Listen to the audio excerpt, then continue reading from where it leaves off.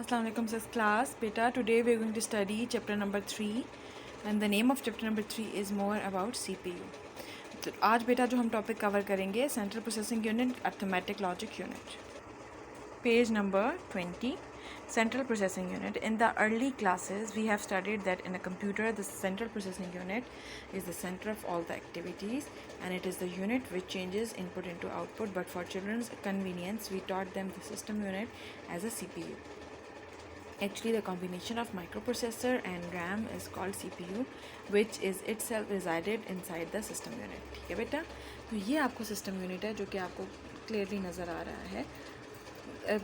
उन्होंने कहा है कि बेसिकली हम इसको सिस्टम यूनिट कहते हैं, लेकिन बच्चों की आसानी के लिए इन्होंने इसको CPU कहलाते हैं. ठीक है, central processing unit. Computer system की बेटा जो ब्रेन है इज़ कॉल्ड अ माइक्रोप्रोसेसर. यहाँ पे you can see a microprocessor.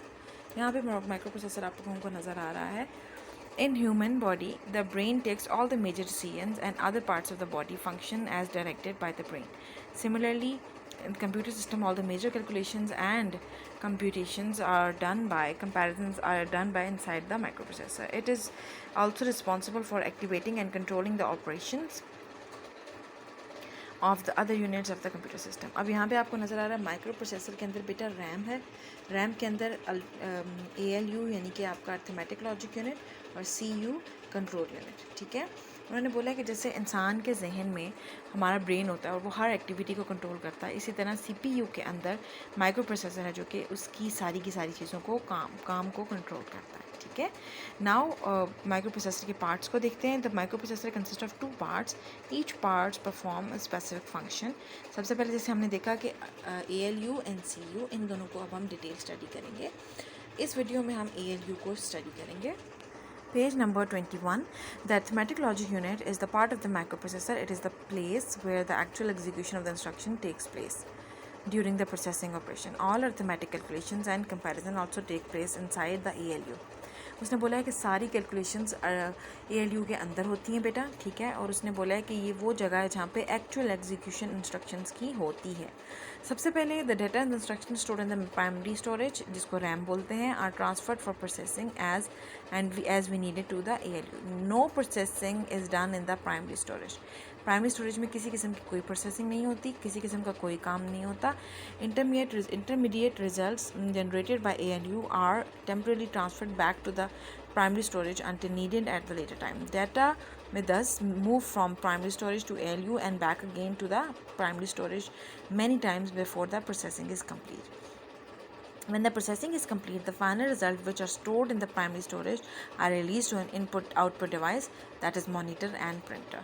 All the arithmetic and logical operations which are done by ALU are as under.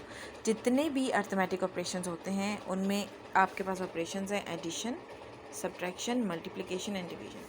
इस बुक में बेटा we are going to study arithmetic operations because हम लोग study नहीं करेंगे इनको क्योंकि we have more knowledge about them and have study them in the previous classes.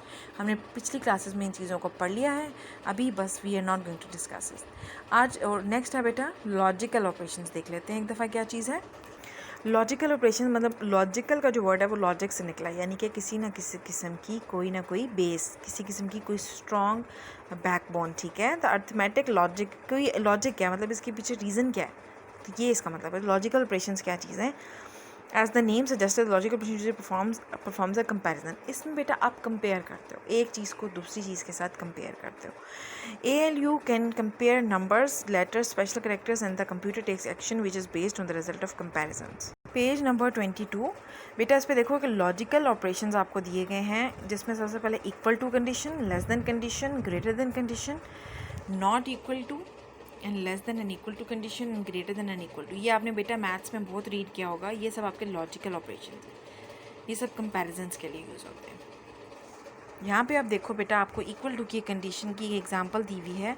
If the number of the students are equal to the number of the seats in the classroom then the classroom is full. Equal to की condition आप यहाँ पे use करो. Less than क्या है? अली का जो pen का साइज़ है that is less than Hajra size. ठीक है, ये भी आप कंपैरिजन कर सकते हो. आपकी बुक में जो एग्जांपल है वो देख लेते हैं. If the number of electricity units consumed in month are less than 100 then the rate per unit is 2.5. Otherwise the rate per unit is 3. Comparison हो गया. Greater than condition, if the marks obtained by the students are greater than 40% then they are pass, else fail.